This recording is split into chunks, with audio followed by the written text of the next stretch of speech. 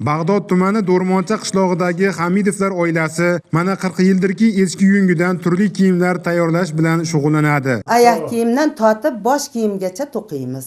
Hammasi qo'limizdan keladi. Kelinchaklarga so'rashadi, uydan ham olib ketishadi. Ko'proq uydan buyurtma qilishadi. O'sha buyurtmaga asosan biz qarab to'qib beramiz. Ushbu hunarning tashabbuskori oila boshlig'i Mansurjon ota. Ilk farzandli bo'lishganda uy ro'zg'or ensiklopediyasidan eski yungidan kiyimlar tayyorlashni o'rganib, shu hunarni boshlagan otaxon keyinchalik ayoli, qizlari, hattoki o'g'illari va kelinlarini ham qiziqtirdi. Bugungacha mahalladan 100 dan ortiq shogirdlar yetishib chiqdi. Angren shu tog'larda o'sgan echkilar junini olib kelishadi.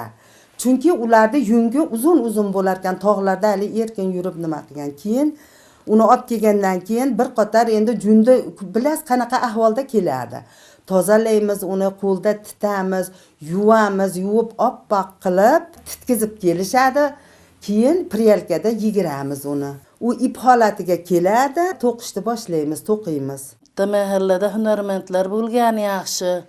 Bolalarimiz bo'sh vaqtida maktabdan keyin chiqishib o'rganadi. Bolalarimizda, kelinlarimizda bo'sh vaqti yo'q.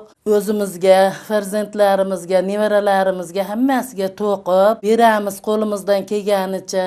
Cholu kampirda tinim yo'q. O'z hunarlari targ'ibotiga ham vaqt topishadi. Ayni maqsadda vodiy va poytaxtdagi festival va ko'rgazmalarda ishtirok etib kelishmoqda. Qo'l ishini qadrlaydigan chet ellik mehmonlar mahsulotlarimizga ko'proq xaridor bo'lishadi. Shu bahona uyimizga ham kelib turishadi, deydi Qo'ligul Kayvoniy hunarmandlar. O'g'illari yog'ochdan uy ro'zg'or buyumlarini yasashni yo'lga qo'ymoqda. Oilada hunarmandchilikning turi kengayib boryapti.